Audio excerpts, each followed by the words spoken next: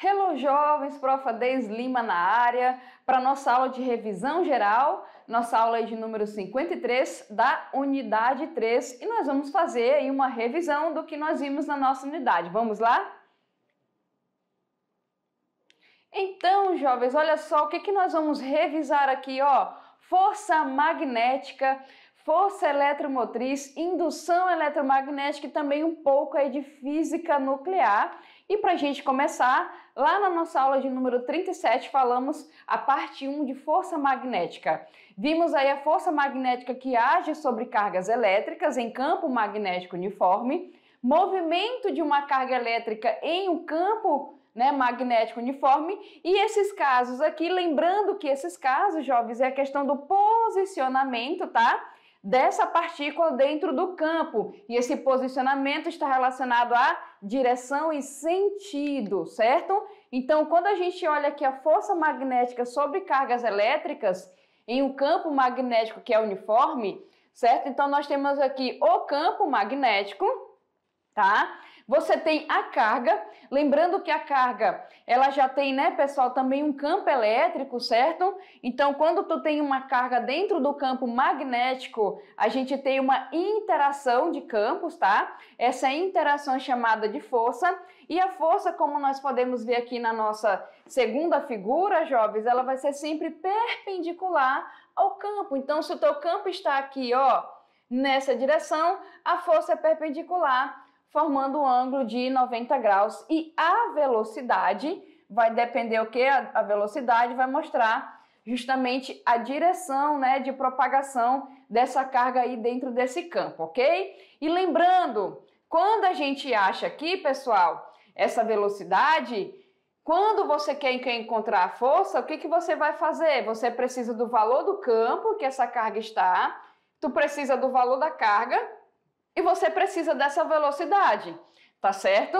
E dependendo do jeito que essa partícula está aqui dentro, quando essa velocidade dessa partícula é paralela ao campo, nenhuma força age sobre. Por quê? Porque lembrando que a gente tem o seno de θ. Se o θ for um ângulo cujo seno é zero, a força magnética também vai ser o quê? Nula. Tá certo? Então, se o paralelo ao campo, esse ângulo, o seno dele for zero, belezinha? Força nula, tá, pessoal? E quando for perpendicular aqui, a força magnética age de maneira perpendicular ao plano, né, formada aqui pelos vetores, como a gente pode ver aqui, ó, campo e velocidade. Então, depende, pessoal, como eu falei para vocês, da orientação dessa partícula, tá certo? Ó, nesse caso aqui, paralelo, vai ser nula. Aqui já não é, deixa eu apagar com a borracha para vocês verem, já não é paralelo, então não vai ser nula e você vai encontrar de acordo com essa formulazinha aqui, ok? É só prestar atenção na direção e no sentido, tá? E para isso a gente pode usar aqui, ó, a regra do empurrão, né, gente? Lembrando que a força magnética, olha só a borrachinha passando aqui, é sempre perpendicular ao campo. O que vai falar o valor dessa força, além do campo da carga e da velocidade, é a orientação dessa partícula em relação ao seu campo magnético, tá certo?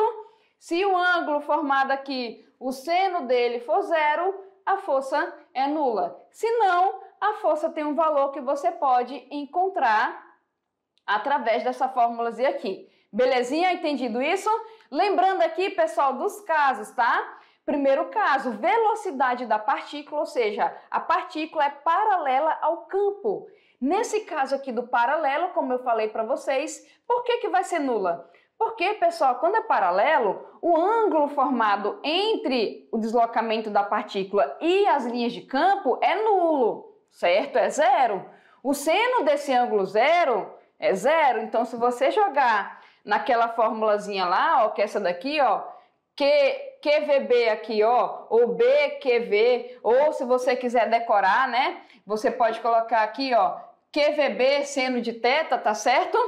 Ou seja, jogou aqui, o seno é zero, a força é zero. Então, quando é paralela, tá, pessoal? Paralela, vai ser o quê? Nula, tá bom? Pode ser paralela no mesmo sentido, pode ser paralela no sentido que oposto, porque aqui forma 180, o seno também é o quê? Zero. Belezinha? O contrário disso, meu jovem, é o perpendicular. Lá no perpendicular, gente, o que é que acontece? Certo? Se é perpendicular, o ângulo que é formado entre a nossa partícula e o campo é 90, certo? Então, olha aqui, ó, tá vendo? Ó, tá aqui o campo, tá aqui a sua partícula, tá certo? Aqui, se a gente for ver, vai formar um ângulo de 90.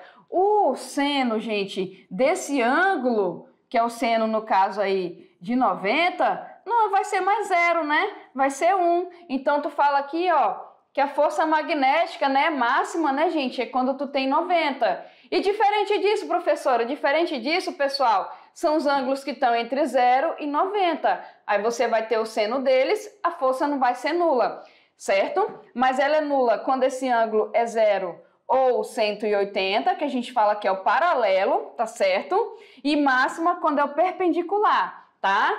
Que são ângulos aí formando 90 graus. O intermediário seria quando é diferente desses valores, ok? Entendido isso, belezinha? E aqui, ó, pra gente achar no caso o raio, se você quiser achar aqui o raio, quando a gente tem essa trajetória da partícula aí, ó, você precisa da massa dela, da velocidade, do campo e do valor da carga, tá bom? Como ela está em movimentozinho aqui, pessoal, circular, tu também pode calcular o período. Como? O período você vai precisar do 2π, tu vai precisar da massa, certo? Do campo e da carga. E da velocidade, professora? Não. Quando é o período, gente, não precisa da velocidade. Agora, quando é o raio da trajetória, você precisa. Belezinha? Certo? Olha só. Aqui no caso, quando você utiliza aqui, ó, deixa eu até apagar essa letra B aqui, peraí. Pronto. Quando você utiliza, pessoal, aqui a questão de período, né, e tudo mais aí para você calcular, para a volta completa, olha só para a gente ver como é que fica. Isso aqui é lá no movimento uniforme. Para a volta completa, o que que tu faz? Ó, a partícula ela desloca em 2πr, certo? Isso no movimento o quê? Circular. E o tempo para isso é chamado de período, tá bom? É só para a gente ver aqui, deixa eu voltar rapidinho. Aqui, ó, como a gente pode aplicar isso daqui, tá? Que é aqui, ó, velocidade no movimento uniforme, espaço sobre tempo, certo?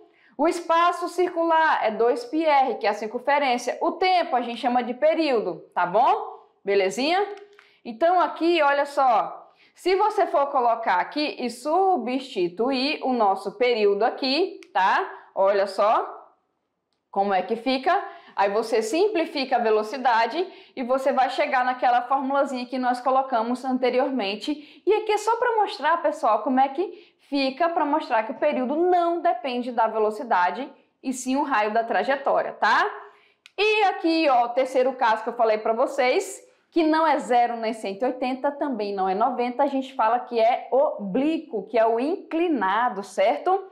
Ok? Quando a velocidade é oblíqua, a trajetória é uma hélice cilíndrica. Olha só, pessoal, que bonitinho aqui na figura B. A gente pode ver essa hélice cilíndrica aí. Belezinha? Para você calcular a força magnética é a mesma coisa, ó. QVB, certo? Seno de θ, tá? O que você tem que prestar atenção é a orientação, se é paralela, perpendicular ou oblíqua, mas a fórmula, gente, permanece a mesma, fechado? E quando a gente vai lá para a aula 38 falar de força magnética parte 2, o que que a gente vê, pessoal? A gente viu sobre a partícula, certo? Mas a gente também pode ver sobre um condutor retilíneo, tá certo? Então aqui vem comigo rapidinho, ó. O que que nós temos que lembrar? Nós temos que lembrar lá que em física a interação é chamada de força. Quando uma partícula está interagindo dentro do campo magnético, tem força, certo? Quando, pessoal, tu tem um condutor que ele é percorrido por corrente, quando o condutor é percorrido por corrente, gente, gera o quê? Campo magnético, não é isso? Não gera campo magnético? Gera. Mas esse condutor já está dentro de um campo magnético. Então, tu tem a interação do campo magnético que é gerado devido à corrente e você também tem essa interação, ó, dentro do campo magnético que ele está sendo o quê? Colocado, certo? Então, tu também tem uma corrente que é induzida devido ao campo, né, pessoal? Então, essa interação é chamada também de força magnética. Vamos dar uma olhadinha nos casos lá? Vamos relembrar. Então, aqui, olha só. Tá aí o nosso condutor, certo? Ele tem um certo comprimento, ele está sendo percorrido por uma certa corrente, né, gente? Essa corrente gera campo, esse campo interage com outro campo e a gente pode calcular a força de interação. Nesse caso, como é um condutor, é o bio, certo? A força magnética é bio. O que é bio? Campo, ok? Corrente e comprimento do teu condutor. Lá era QVB, né? Que era o valor da carga, da velocidade e do campo. Aqui é o campo, a corrente e o L, que é o nosso bio, tá bom? E o seno de θ, lembrando, né, pessoal, que o seno de θ diz respeito à orientação desse condutor dentro do campo, tá? Ok? Bom, como é que a gente faz para calcular esse campo? Vocês lembram como é que se calcula esse campo? Depende da situação, né, pessoal? Então, por exemplo, entre condutores paralelos e retilíneos, tu considera aí dois condutores, né? Retos e externos, tá? Percorridos por uma corrente. Lembrando que aqui é só um, né, gente? Aqui é só um, tá? Quando você tem dois separados por uma certa distância, estão percorridos por corrente, tem campo. Eles podem interagir entre si? Podem. Como é que a gente faz para calcular o campo?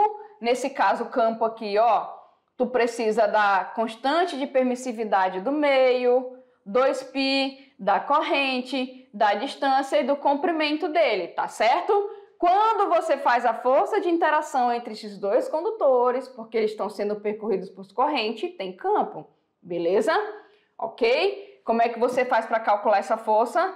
Constante do meio, 2π, os valores das correntes que estão passando, da distância que está separando, certo? E aqui do comprimento do condutor, tá?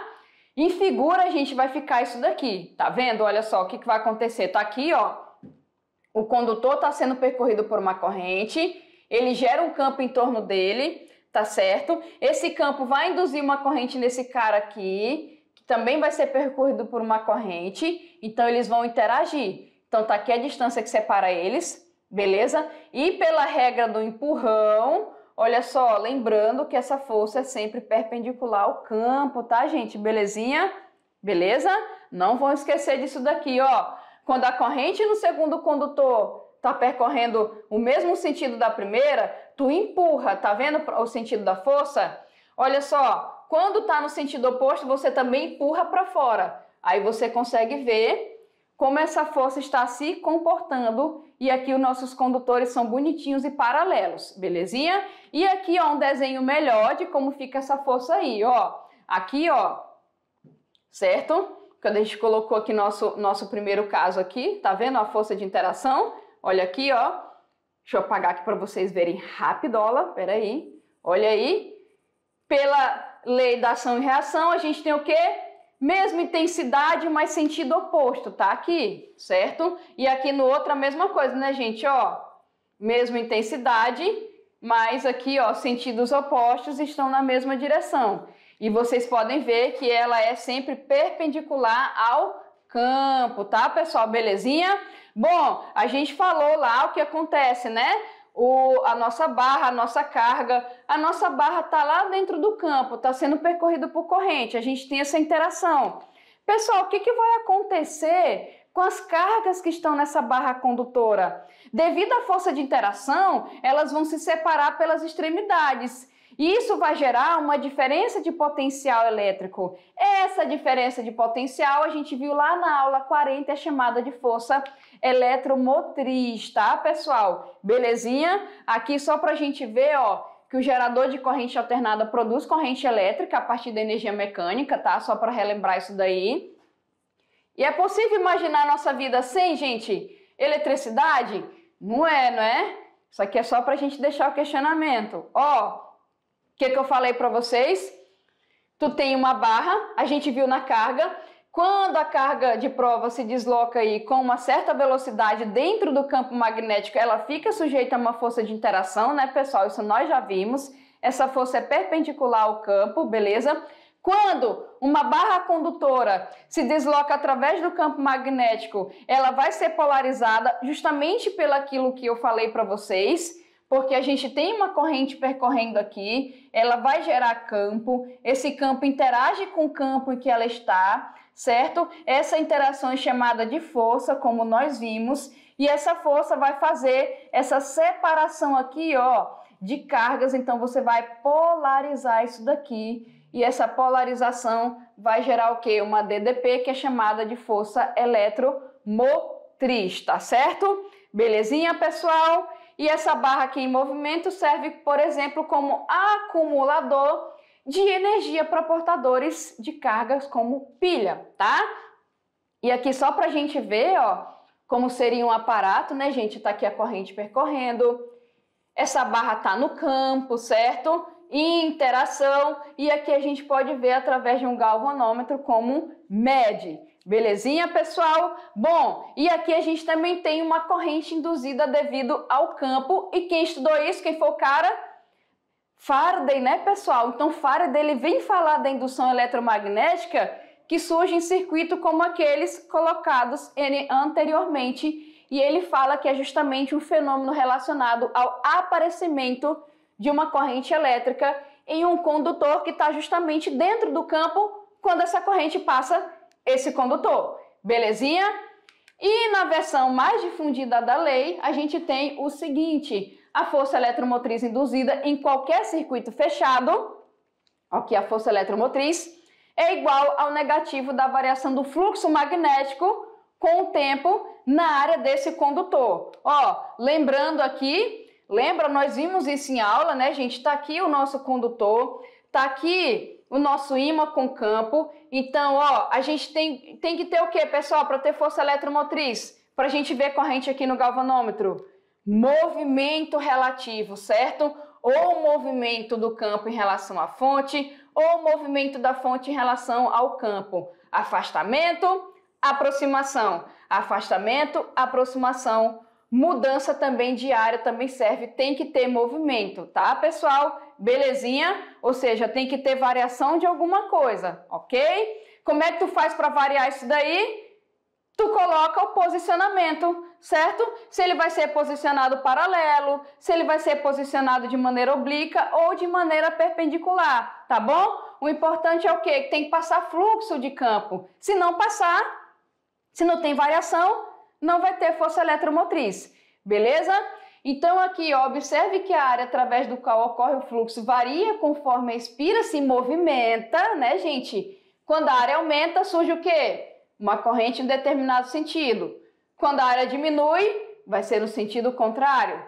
Quando a espira está em repouso, como eu falei para vocês, sem movimento, não tem corrente.